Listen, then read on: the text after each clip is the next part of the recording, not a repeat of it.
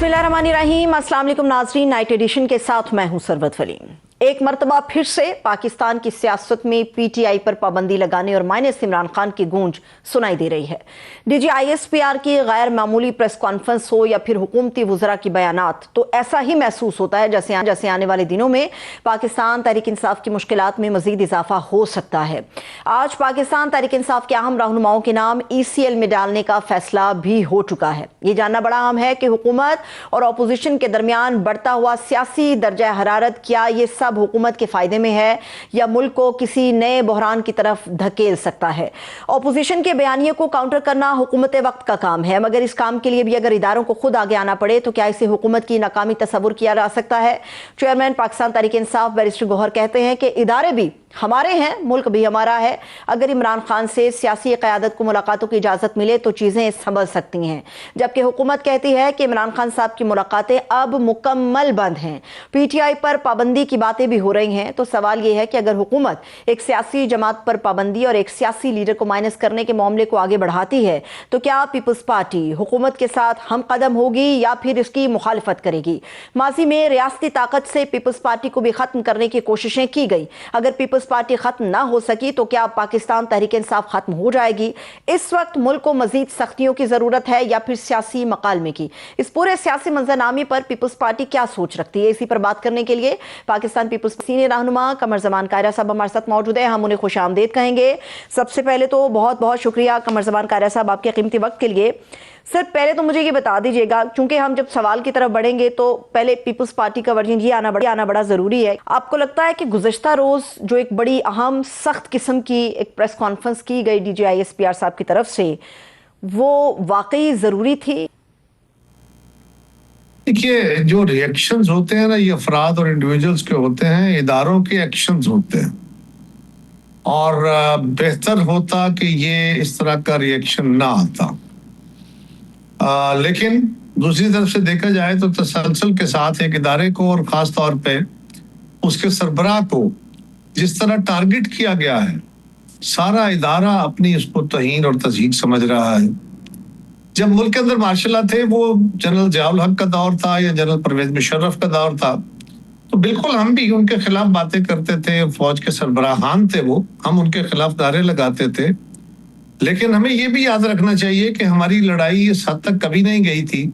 और फिर वो दौर था, उसमें सोशल मीडिया का दौर नहीं था, फॉर्मल मीडिया नहीं आया था, अखबार थे और अखबार की सर्कुलेशन इतनी नहीं थी कि लोगों तक उसका बहुत बड़ा इम्पैक्ट जाए। और फिर हमारी लड़ाई भी हदूद के अंदर रही। वक्त गुजरने के साथ साथ हमारी जबानें, हमारे लहजे तल्ख और तुंद होते गए। और मैं बहुत दफा ये बात कह चुका हूँ, कहता रहा हूँ, वार्न करता रहा हूँ कि हमारे लहजे तल्ख हो रहे हैं, हमारी अल्फाज तल्ख हो रहे हैं और हमारे अब एक्शन तल्ख हो जाएंगे। अब खान साहब ने जो रास्ता इख्तियार किया है, वो रास्ता यकीनन तसादुम का रास्ता है। उन्होंने चीफ मिनिस्टर अपना खैबर पख्तूनख्वा को तब्दील करके नए चीफ मिनिस्टर को लगाया, तो लगाया इस मैंडेट के साथ है कि आपने फौज के साथ वहां जारी ऑपरेशन के अंदर और अदरवाइज एक तसादुम करना है फेडरल गवर्नमेंट के साथ, लड़ाई करनी है फेडरल गवर्नमेंट से। लड़ाई तो या तसादुम की एक कैफियत तो गंडापुर साहब भी बना के चल रहे थे, लेकिन वो शायद उनके सेटिस्फेक्शन नहीं, उसका और बड़ा लेवल में लेके आना चाहते थे। उसके लिए नए चीफ मिनिस्टर साहब ये मैंडेट लेके आए। ऐसी कैफियत में अब अगर खान साहब फौज के सरबराह को मुसलसल टारगेट करेंगे, उनकी जमात करेगी, ह्यूमिलेट करेगी, इदारे को करेगी, तो फिर ताकत का अपना एक असूल होता है जी। हर वक्त आप समझाते भी रहे, आप बड़े तदब्बर की बातें करते रहे, तो एक वक्त आता है जब पेशेंस खत्म हो जाती है। और ये बात हमें याद रखनी चाहिए कि अब ज़ियाउल हक का दौर भी नहीं है, वो फौज भी नहीं है, और सोशल मीडिया के इस्तेमाल से जो लोगों के अंदर जो इर्ताश आता है, उसकी हिद्दत भी बहुत जल्द महसूस की जाती है, उसके रिएक्शन भी आते हैं। ठीक है, लेकिन कायरा साहब अभी ये कहा जा रहा है कि अगर मुमकिन होता, अगर पॉलिटिकल लीडरशिप को मुलाकात की इजाज़त देते तो जाहिर सी बात है एक सियासतदान बड़ा ज़ीरक होता है और समझ के अल्फाज का चुनाव करता है। शायद इमरान खान साहब की बहनें पॉलिटिकल नहीं है, जज्बात में आके बहुत सारी वो बातें कहेगी जिसका रिएक्शन हम देख रहे हैं। और आपको नहीं लगता कि ये रिएक्शन मजीद संगीन हो सकता है? मैंने तो पहले कहा कि बेहतर था ना होता, लेकिन कैसे ना हो ये भी जरा गौर कीजिए। कि अगर उस इदारे के सरबराह के लिए ऐसे लफ्ज इस्तेमाल किए जाए तो वो क्या करें। और अगर कोई एक लफ्ज किसी सवाल के अंदर इस्तेमाल किया गया, एक लफ्ज नामुनासिब था, उसको बेहतर था अच्छे तरीके से अवॉइड करके कोई उसका जवाब अच्छा देते या अच्छे अल्फाज में देते। लेकिन अगर हो भी गया तो बाकी चीजें भी बहुत सारी हैं, उनके ऊपर भी गौर करने की जरूरत है। ये एक सूरत हाल ऐसी बनी हुई है। बट एक चीज जरूर ध्यान में रखिए, हमें खान साहब को ये बात समझनी चाहिए, बैरिस्टर गौहर साहब को ये बात समझनी चाहिए, पीटीआई के अंदर इमरान खान साहब के अलावा किसी की कोई हैसियत नहीं है। ये सारे मिलकर जाके इमरान खान साहब को समझाना चाहें तो नहीं समझा सकते, उनके सामने बोल नहीं सकते। उनकी हमशीरा ने आके कोई ऐसी बातें कर दी जो कि नामुनासिब थी। खान साहब को मुलाकात कराई जाए, क्यों कराई जाए? क्या आपने या पीटीआई ने कोई ऐसा रवैया हुकूमत के साथ रखा, कोई थोड़ा बहुत लहजान बेहतर रखने की कोशिश की जिसके नतीजे में खान साहब के लिए कोई रिलीफ होता? दूसरा है matter of right. Matter of right Imran Khan साहब का नहीं बन रहा है इस वक्त। और मैं बहुत दिनों से कह रहा हूं, ये गवर्नमेंट ने तो कल कहा ना कि अगर आपका ताल्लुक ठीक नहीं है और आप ऐसा माहौल खड़ा नहीं करते, तल्खी बढ़ाते जाते हैं, तो अल्टीमेटली ये होगा कि स्ट्रिक्टली लीगल सेंस में आपको एंटिटी को देखा जाएगा। और इमरान खान साहब इस वक्त लीगली पीटीआई के कोई लीडर नहीं है कि उनके साथ उनकी जमात को मिलने का मौका दिया जाए। खान साहब एक कन्विक्टेड हैं, सही है गलत है वो अपनी जगह, वो अवाम के अंदर महबूब हैं, वो अपनी जमात के बड़े महबूब हैं, वो बहुत पॉपुलर हैं, सारी वैसे अपनी जगह। लेकिन इस वक्त लीगली उनकी वो हैसियत नहीं है। और अगर वो लीगली अपना राइट मांगे कि मेरा चीफ मिनिस्टर जाके मिले, मेरी जमात जाके मिले, या मेरी जमात के लोग कहें जी वो उन्हें मिलने दे, कैसे मिलने दे, किस हैसियत में मिलने दे? कानून उनको कहता है कि उनको सिर्फ वकील मिलेंगे या फैमिली मिलेगी। इससे बियॉन्ड अगर आपने कुछ करना है तो फिर गवर्नमेंट जो है वो लीनियंट कानून का इस्तेमाल करती है, तब रास्ते पैदा होते हैं। माजी में भी ऐसा ही होता रहा। लेकिन इस वक्त मुकम्मल तौर पे मुलाकातें बंद कर देना कायरा साहब दुरुस्त है, जायज है? ये एक तो वकला को भी मुलाकात की इजाजत नहीं है ना?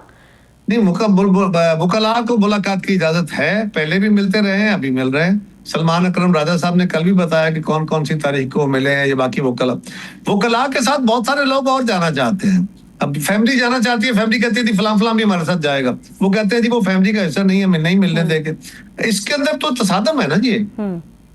ये नहीं है कि यहाँ से बिल्कुल सब कुछ कानून के मुताबिक हो रहा है और वहां कानून के मुताबिक नहीं हो रहा। नहीं, ऐसा नहीं है। अभी सर हुकूमत के जितने भी लोग हैं वो बाकायदा तौर पे इस प्रेस कॉन्फ्रेंस को बड़ा इंडोर्स कर रहे हैं। ठीक है, एक पेज पे होना चाहिए, मगर एक फौज की या एक इदारे की सोच में और एक सियासी जो हुकूमत चल रही है उसकी सोच में ज़मीन आसमान का फ़र्क होता है। अगर इसी तरह से इंडोर्स करके चलेंगे तो इसका मतलब तो ये है कि माइनस एवरीवन करने जा रहे हैं, जिस तरह से फैसल वाउडा साहब कह रहे हैं। अगर माइनस एवरीवन की तरफ चलते हैं तो पीपुल्स पार्टी का मौक़िफ़ क्या होगा? देखिए, फैसल वाउडा साहब सियासी जमातों के नुमाइंदे नहीं है, प्लीज। वो सियासी जमात नहीं है। बिल्कुल है, बिल्कुल। वो किसके तर्जुमान है वो खुद ही बोला करते हैं। लेकिन सवाल ये है जी कि जो कुछ खान साहब ने या उनकी जमात ने इदारे के सरबराह के लिए और इदारे के लिए ओवरऑल पिछले काफी अरसे से और खास तौर पे पिछली ट्वीट्स में कहा, उसके बाद क्या करना चाहिए था? आपका क्या ख्याल है? चले ये तो तल्ख अल्फाज इस्तेमाल हो गए ना, ये ना होते फिर क्या करना चाहिए था? कौन क्या करते? वो खामोश हो जाते।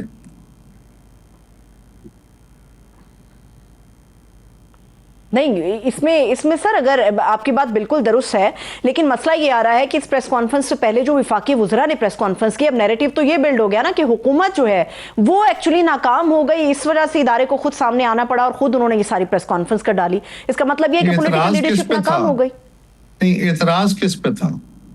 इदारे पे। पॉलिटिकल लीडरशिप जो है वो जरा अगर थोड़े लफ्जों को घुमा फिरा के या सॉफ्टन करके बातें कर रही थी, इदारे को वो बात कबूल नहीं थी, या इदारे के अंदर जो सवाल उठ रहे थे, इदारे का याद रखिए सारे जगहों पे बैठ के अकल और फहम काम नहीं कर रहा होता, बाज़ औक़ात हालात का जबर भी होता है। इदारे का सरबराह हो या स्पोक्स पर्सन हो या उनकी सीनियर कमान हो, उनके अंदर क्या इदारे के अंदर से दबाव नहीं आता? वो बहुत मुख्तलिफ तरह के दबाव आते हैं कि कितने अरसे तक बर्दाश्त करोगे, कैसे करोगे। उन रिएक्शंस को जो इदारों के अंदर है वहां से भी एक पल्स आती है, उस पल्स को भी उन्होंने एड्रेस करना होता है। तो ये हमें दूसरी तरफ भी देखने की जरूरत है। हाँ, इसको अंदर मजीद तहम्मुल चाहिए, लेकिन मैं फिर कहूंगा कि इदारे के अंदर से उठने वाले उभार जो हैं वो बाज़ औक़ात लीडरशिप को मजबूर करते हैं कि वो ये लहजे, वो ये लफ्ज इस्तेमाल करें। जी, सही सही, बहुत बहुत शुक्रिया, thank you so much.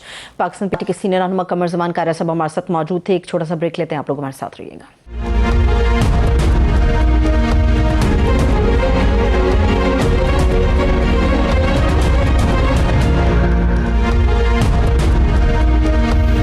Break के बाद एक मरतबा फिर से खुशामदीद कहेंगे। पाकिस्तान में सियासी दर्जा हरारत इस हद तक बढ़ चुका है कि अब शायद महज लफ्ज़ बहरान इस मंजरनामे की दुरुस्त तस्वीर पेश नहीं करता। पाक फौज के बाद वफाकी हुकूमत ने भी साबिक वज़ीर आज़म और तहरीक इंसाफ के बानी इमरान खान साहब, जो पिछले 28 महीनों से जेल में कैद हैं, उन्हें नेशनल थ्रेट करार दिया है। वफाकी वज़ीर अताउल्लाह तारड़ साहब ने ऐलान किया है कि अब इमरान खान साहब की जेल मुलाकातों पर मुकम्मल पाबंदी होगी और ना ही अब किसी को अडियाला जेल के बाहर तमाशा लगाने की इजाजत दी जाएगी। ये जानना बड़ा अहम है कि मुलाकातों पर मुकम्मल पाबंदी लगाने की अहले इख्तिदार की जो ख्वाहिश है, क्या ये ख्वाहिश कानून से मुताबिकत रखती है या फिर नहीं। डीजी ISPR की गैर मामूली प्रेस कॉन्फ्रेंस के बाद लीगी वुज़रा ये भी कहते हैं कि PTI ने इदारों के खिलाफ मुसलसल ट्रेंड्स चलाकर और इमरान खान साहब की बहनों ने इंडियन मीडिया को इंटरव्यूज देके जो सुर्ख लकीर खींची, यहाँ से अब वापसी मुमकिन नहीं। राना सनाउल्लाह कहते हैं कि PTI से मुज़ाकरात का अब कोई इम्कान नहीं, जबकि अताउल्लाह तारड़ तो माइनस इमरान खान की बात भी जुबान पर ले आए। उन्होंने कहा कि अगर PTI इमरान खान को साइड लाइन करके बात करना चाहे और पार्लियामेंट के फ्लोर पर 9 मई समेत दूसरे मामलात पर माफी मांगे तो बातचीत के बारे में सोचा जा सकता है।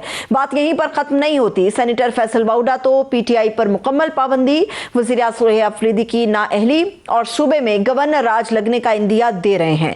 दूसरी तरफ इमरान खान साहब को सिक्योरिटी रिस्क कहने पर PTI का सख्त रद्द अमल भी ज़ेर बहस है।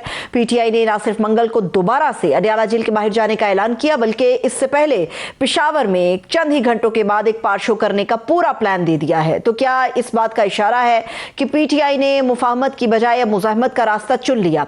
एक बड़ा अहम सवाल है कि अगर अब भी PTI अपने सख्त बयानिए में लचक नहीं दिखाएगी तो इससे पार्टी को कोई फायदा होगा या फिर सिस्टम की नाराजगी में मजीद इजाफा होगा।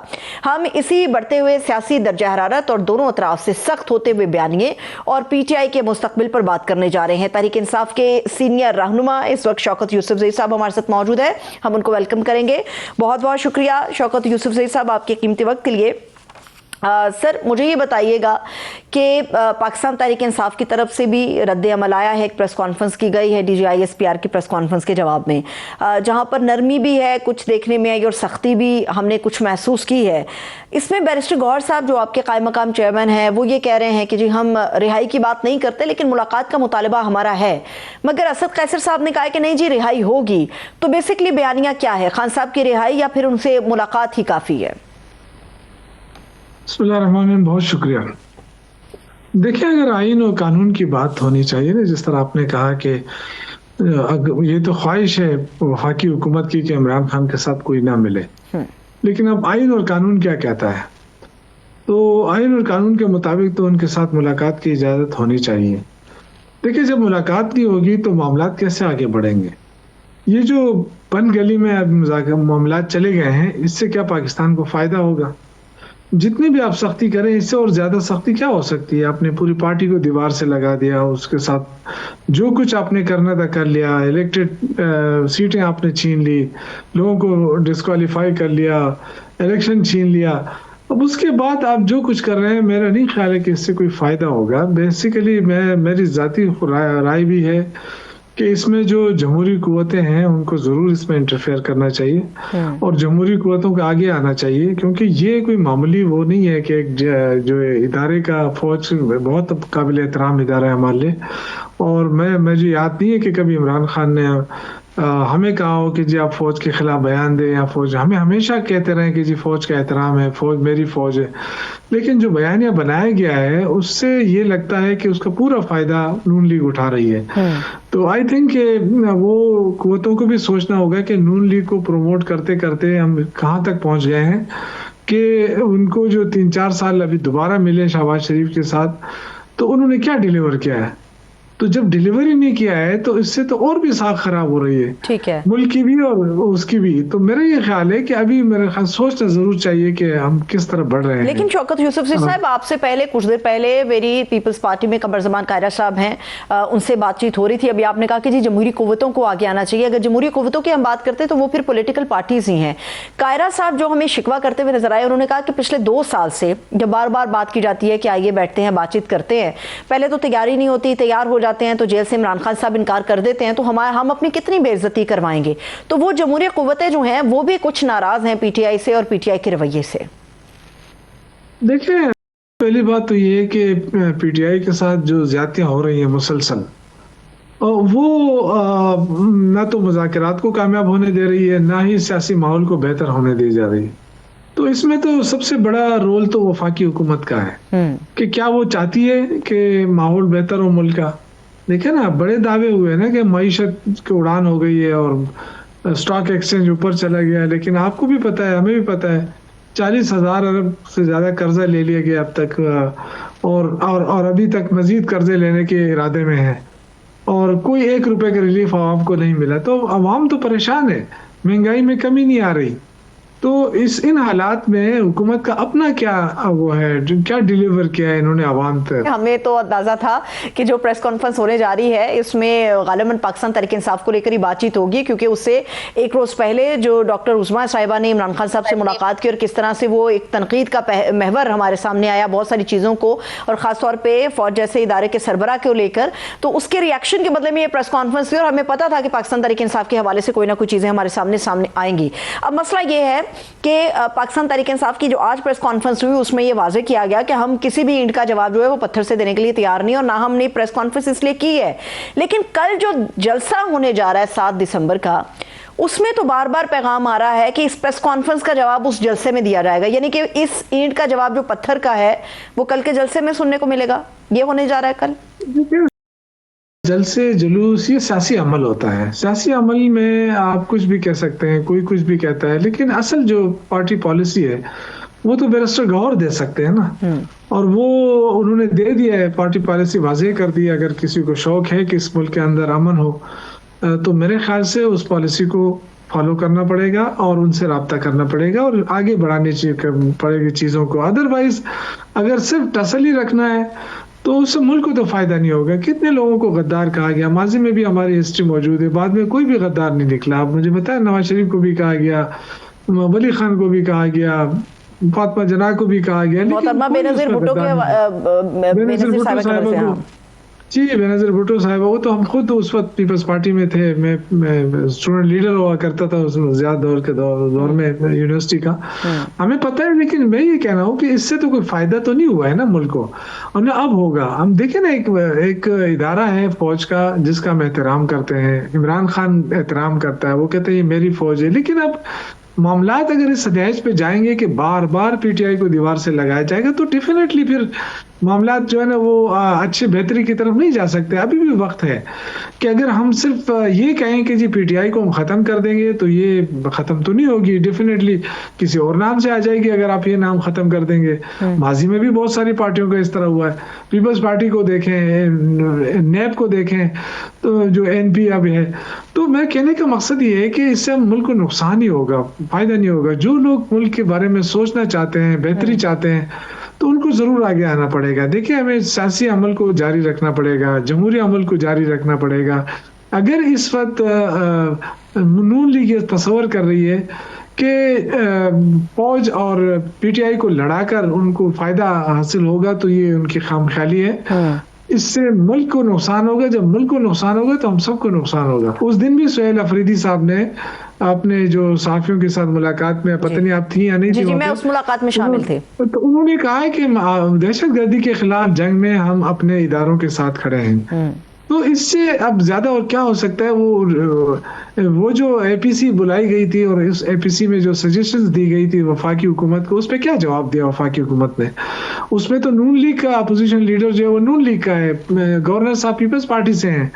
उस एपीसी का बड़ा जबरदस्त एलामिया हुआ है और वो उस पर वफाकी हुकूमत ने कोई जवाब ही नहीं दिया, क्योंकि प्राइम मिनिस्टर बैरूनी दौरों से फारिग नहीं है और वो जो वज़ीर दाखिला साहब है वो क्रिकेट से फारिग नहीं है। वो बाकी तारड़ साहब और वजीर दिफा साहब वो बयानात से फारिग नहीं हो रहे हैं, तो ये तो मुल्क नहीं चला सकते। ये जिस तरीके से चला रहे हैं, इससे तो मुझे लग रहा है कि ये इंटरेस्टेड ही नहीं है इस मुल्क में, ये इंतकाम लेना शौकत चाहते साहब, हैं। इस प्रोसेस को जिस तरह से आगे लेकर बढ़ना है उसकी तो एक वाज़ेह तौर पे लकीर हमारे सामने आ गई है। आजम नज़ीर तारड़ साहब की गुफ्तगू, अताउल्लाह तारड़ साहब की गुफ्तगू, तलाल चौधरी साहब की गुफ्तगू, DGISPR साहब का ऐलान, और आज फिर बाकायदा तौर पर अताउल्लाह तारड़ साहब का ऐलान कि अब करके देख लें, अब कोई मुलाकात नहीं होने देंगे हम, और मुलाकातों पर मुकम्मल पाबंदी है। तो ऐसे में ये पोलिटिकल प्रोसेस तो आप लोगों का आगे नहीं बढ़ सकता। फिर फैसला तो कर लिया गया, लकीर तो खिंच गई। देखिए, अगर आप पंजाब पुलिस को लाके वहां खड़ा कर दे और हमारे खिलाफ, हमारे नेता वर्करों के खिलाफ, या किसी और फोर्स को आके लाके खड़ा कर, तो हम तो अपनी फोर्स के साथ लड़ तो नहीं सकते ना, लड़ना चाहते हैं। अब अगर ये काम उन्होंने करना है तो इसका मतलब है कि फिर डिक्लेयर कर दे कि इस मुल्क में कोई कानून आइन नहीं है। जो 26 से 27वीं तरमीम के हवाले से हम कहते रहे हैं कि जी इससे अदलिया कमजोर हो गई है, अदालती सिस्टम कमजोर हो गया है और आइन कानून को खुदाफिज कह दिया गया है, तो फिर तो वो सच साबित हो जाएगा। फिर तो देखना पड़ेगा ना फिर उस हालात में फिर हमें क्या करना है। मुल्क में जो आइन कानून की बहाली के लिए पहले भी जदोजहद होती रही है, अब भी करेंगे इंशाल्लाह। लेकिन कहने का मकसद ये है कि इसमें देखें ये चीजें बहुत हद तक आगे जा चुकी हैं। अब इनको कैसे कंट्रोल किया जाए, इस बात पे सोचना पड़ेगा। अदरवाइज तो बयानबाजियां तो होती रहेंगी, ये पाबंदियां लगाएंगे, ये पंजाब पुलिस के जरिए हमारे वर्करों के खिलाफ जाली मुकदमे बनाएंगे। देखिए इस चीजों को तो हम सामने कर चुके हैं, सारे लोग जितने भी हैं सब ने मुकदमे भी भुगत लिए, कोई जेलों में अभी भी बहुत सारे लोग हैं। इससे क्या होगा, पार्टी तो खत्म नहीं हो सकती। तो बेहतर नहीं है कि हम में से कौन गद्दार है। ये गद्दारी की जो फितवे इस तरह हम बांटते रहते हैं तो इससे क्या फर्क पड़ेगा। अपोजिशन जो होती है उसकी राय को तो अहमियत देनी पड़ेगी। इस वक्त आपका कौन सा अपोजिशन लीडर है?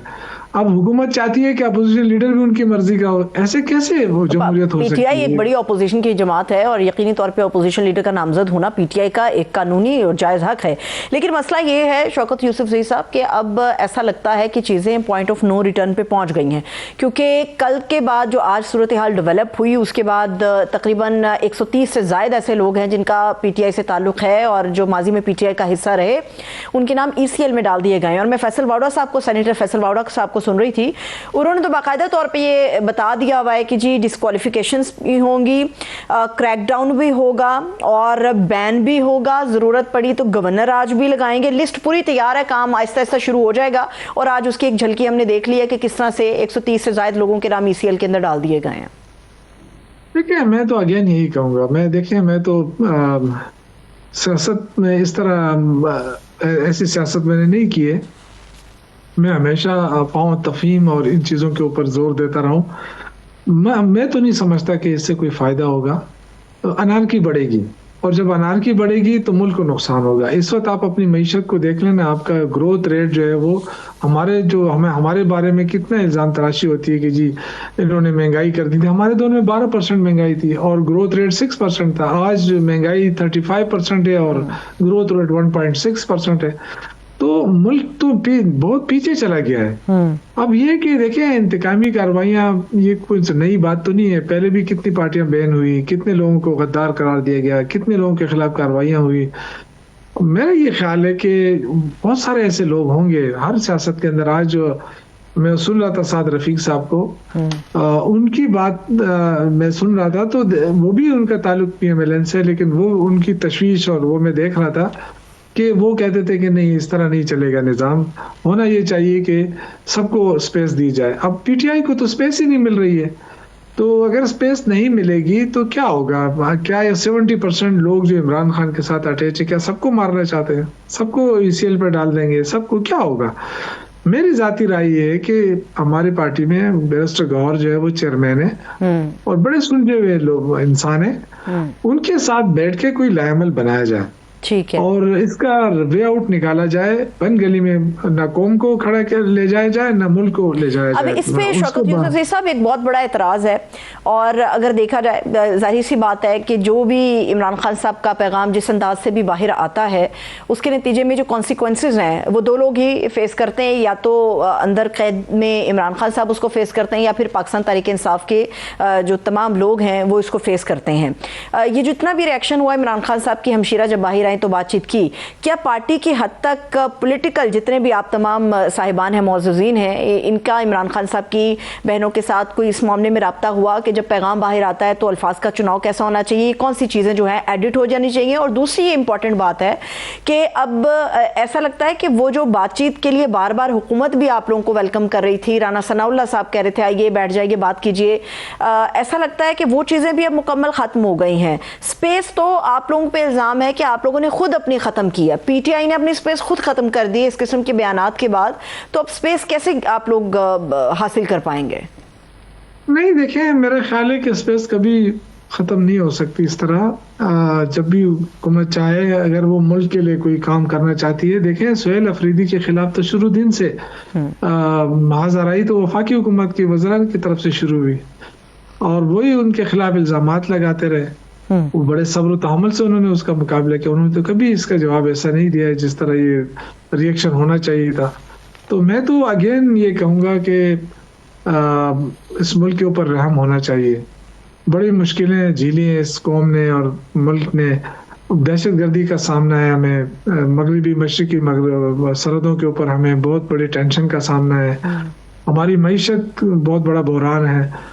तो इन हालात में अगर हम सिर्फ एक पीटीआई को साइड लाइन करके हम समझते हैं कि हमने बहुत बड़ी कामयाबी हासिल कर ली है, तो लोगों को कैसे मुतमईन किया जाएगा?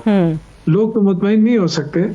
तो मेरा ये ख्याल है कि देखें जो पीपल्स पार्टी के साथ पीटीआई के साथ हुआ वो भी नहीं होना चाहिए, लेकिन अब जो हो रहा है वो मुल्क के लिए डायरेक्टली मुल्क को नुकसान पहुंचेगा, उससे अनारकी फैलेगी। मैं तो ये रिक्वेस्ट करूंगा कि वो तमाम फोर्सेस जो इस मुल्क के अंदर जमहूरियत को देखना चाहती है, सियासी अमल को देखना चाहती है, उनको जरूर आगे आना चाहिए। ठीक है। और कोई रास्ता निकालना चाहिए, सियासी हल निकालना होगा। उसमें बैरिस्टर गौहर जो है वो इस वक्त बड़े सुलझे हुए हैं, चेयरमैन है पार्टी के, मैं तो उन्हीं को सपोर्ट कर रहा हूँ और उन्हीं से मैं चाहता हूँ कि बातचीत की जाए ताकि कोई हल निकले।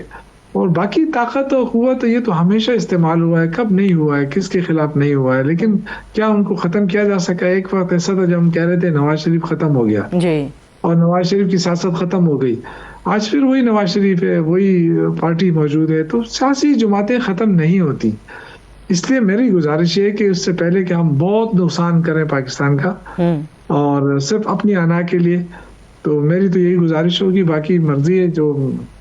ठीक है। एक आखिरी सवाल है शौकत यूसुफज़ई साहब, एक आखिरी सवाल है। एक ऑफर है जो हुकूमत की तरफ से दी जा रही है, ये तो बिल्कुल बजा बात है कि ना आप पॉलिटिकल लीडर को ख़त्म कर सकते हैं, ना उसकी सियासत ख़त्म हो सकती है, ना कोई पार्टी ख़त्म हो सकती है। पार्टी ख़त्म हो तो अगले किसी नए नाम के साथ वो मार्ज़ी वजूद में आ जाती है। अब मसला ये है कि यहाँ पर ये कहा जा रहा है कि बैन का ऑप्शन बहुत दूर है, मगर उससे पहले कोशिश है कि अगर तो मौजूदा पीटीआई की लीडरशिप लाताल्लुकी कर लेती है, माइनस इमरान खान साहब के ऊपर एग्री हो जाती है, तो एमकेएम की तर्ज के ऊपर पाकिस्तान के अंदर सियासत की इजाज़त आपको मिल सकती है। जो दूसरी इंपॉर्टेंट चीज़ है वो मुझे ये बताइएगा कि आपने बैरिस्टर गौहर साहब की बात की। बैरिस्टर गौहर साहब ने चंद रोज़ पहले स्पीकर नेशनल असेंबली से एक मुलाकात की थी, एक डेलीगेशन आप लोगों का गया था कि खान साहब से मुलाकातें होनी चाहिए, पॉलिटिकल लीडरशिप की होनी चाहिए, तो उस मुलाकात का नतीजा क्या बरामद हुआ?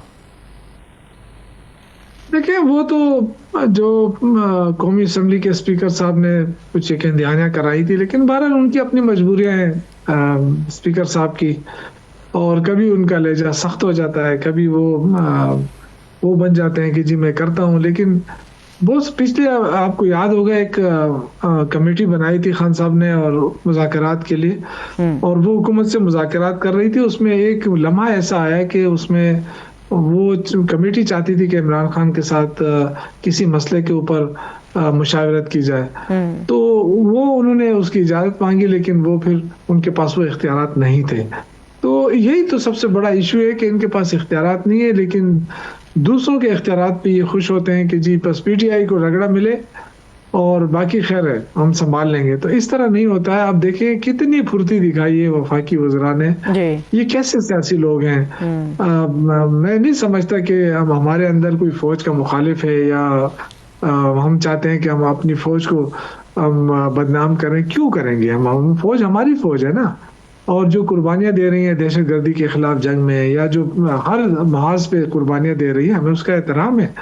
हम तो कभी भी फौज के खिलाफ न जाएंगे, ना इमरान खान ने कभी हमें कहा है। तो ये एक गलतफहमी है और उसकी मेन वजह शायद यही है कि एक तो मुलाकातों पे जो पाबंदी लग गई है।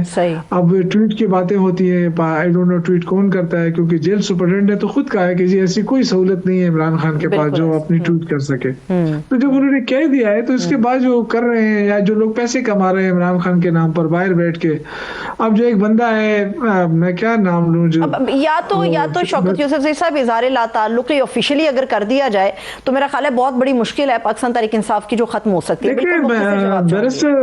बैरिस्टर सलमान साहब ने जो है ना, सलमान अकरम राजा साहब ने बिल्कुल उस दिन भी कहा है कि हमें नहीं पता है कि ये किसका ट्विटर अकाउंट है और कौन चला रहा है इसका, हमें नहीं पता है। वो जब वो कह रहा है जनरल सेक्रेटरी तो वो है ना, हम तो एक छोटे से वर्कर हैं, हमें तो नहीं पता है कि कौन कर रहा है, क्योंकि इमरान खान तो जेल के अंदर है। तो सही है, बिल्कुल ये गलतफहमियां दूर करने के लिए सियासी जमातों को, सियासी कुव्वतों को आना पड़ेगा। जब उनको एक्सेस होगा, वहां जाने का अमल जारी रहेगा, उसके बाद फिर पता चल जाएगा कि ये कौन है कौन नहीं है। लेकिन मैं आपको बताऊं कि बहुत सारे लोग इसमें, शहजाद अकबर का नाम मैं इसलिए लेता हूँ कि शहजाद अकबर वो बंदा है जो हमारी पार्टी में था जी, लेकिन वो हमारे खिलाफ भी जो है ना काने भरता था इमरान खान को, और वो हमारे खिलाफ भी केसेस तैयार कराता था ताकि वो, यानी बस मैं क्या कहूँ उसके बारे में, यानी इस तरह के लोग जो हैं वो सिर्फ अपने कुल सीधी करने के लिए दूसरों की ना इज्जत को देखते हैं, ना आजकल सिर्फ वो पैसा कमाने पे बैठे हुए हैं वहां पे, और वहां से वो एक विलाग और पता नहीं क्या क्या, और वहां से की जाने वाली गुफ्तगू पाकिस्तान में मौजूद पाकिस्तान तहरीक इंसाफ और उनकी लीडरशिप के लिए, खासतौर पे इमरान खान साहब के लिए मुश्किलात का पहाड़ खड़ा करती है। बहुत बहुत शुक्रिया, thank you so much. Shaukat Yousafzai साहब हमारे साथ मौजूद थे। एक छोटा सा ब्रेक लेते हैं, आप लोग हमारे साथ ही रहिएगा।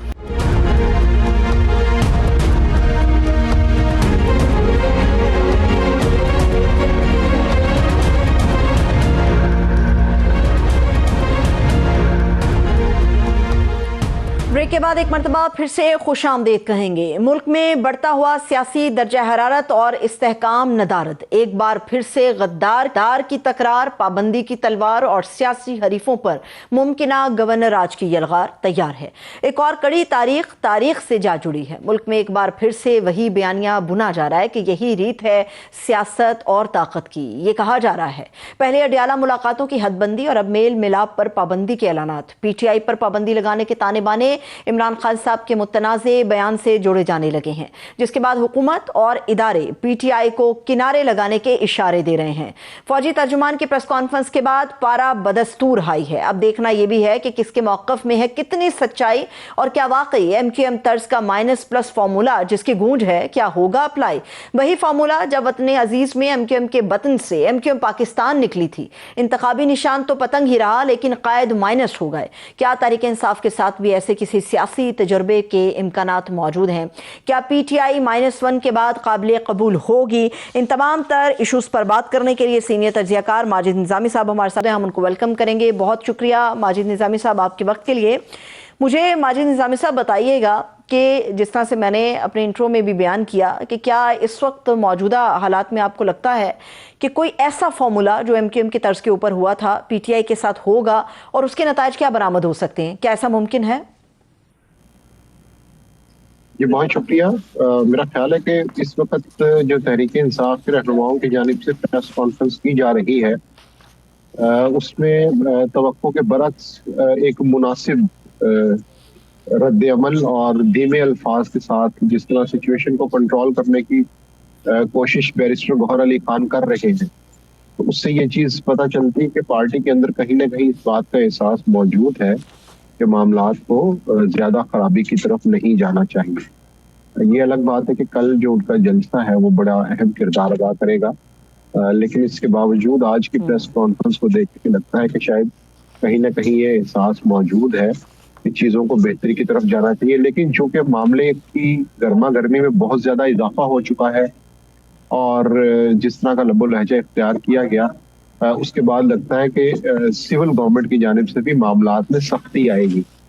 और तहरीक इंसाफ को इन चीज़ों के बारे में बहरहाल सोचना चाहिए कि उन्होंने आज से एग्जैक्ट 9 साल पहले 2016 में इसी दिसंबर के महीने में नवाज शरीफ को सिक्योरिटी थ्रेट करार दिया था। तो तहरीक इंसाफ को बहरहाल अपनी पॉलिसियों पर नजरसानी करनी होगी ताकि वो एक मुस्बत और बेहतर सियासी माहौल के अंदर पाकिस्तान के अंदर पॉलिटिक्स कर सकें। जहां तक आपने बात की MQM की और उनके बानी अल्ताफ हुसैन की, तो ये बात दुरुस्त है कि कई मामलात के अंदर इमरान खान और तहरीक इंसाफ की जो पॉलिटिक्स है वो MQM से मुमासलत रखती है। मिसाल के तौर पर वहां पर कायद को ज्यादा अहमियत दी जाती थी, राब्ता कमेटी जो है उसकी पावर इतनी नहीं थी। तहरीक इंसाफ में भी ऐसा है कि लीडर और कारकुन जो है वो डायरेक्ट डील करते हैं, दरमियान में पार्टी जो है उसको रद्द अमल का सामना भी करना पड़ता है, जिसकी मिसाल हमने कल देखी कि जब बैरिस्टर गौहर ने बड़ा मुनासिब और बेहतर रद्द अमल दिया और चीजों को बेहतर करने की कोशिश की, तो उन्हें कारकुनों की जानिब से तनकीद का सामना करना पड़ा।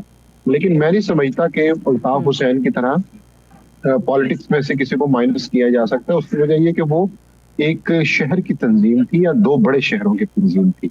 यहाँ पर डायनामिक्स जो है वो खासे मुख्तलिफ है, तो इसलिए तहरीक इंसाफ को इस मामले के अंदर सियासी बालिग नजरी का मुजाहरा करना चाहिए और चीजों को बेहतर करने के लिए एक कदम उठाना चाहिए।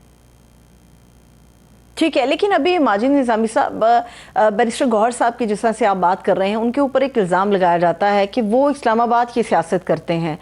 दर हकीकत जो खैबर पख्तूनख्वा के अंदर मूड है या खैबर पख्तूनख्वा की जो अवाम की सोच है, वहाँ की लीडरशिप की जो सोच है, वो उसको रिप्रेजेंट नहीं करते। एटलीस्ट जो सुहेल आफरीदी साहब और इमरान खान साहब हैं, उनकी सोच में काफ़ी हद तक मुमासलत नज़र आती है। आज एक रिफ जो है हमें बाकायदा तौर पर महसूस भी की इस प्रेस कॉन्फ्रेंस में। बैरिस्टर गौहर साहब ने कहा कि जी इमरान खान साहब की रिहाई के मुतालबे के बाद अब हम उनसे मुलाकात का मुतालबा जो है वो आपके सामने रख रहे हैं, मगर असद कैसर साहब ने कहा कि नहीं जी, हमें तो इमरान खान साहब की रिहाई ही चाहिए।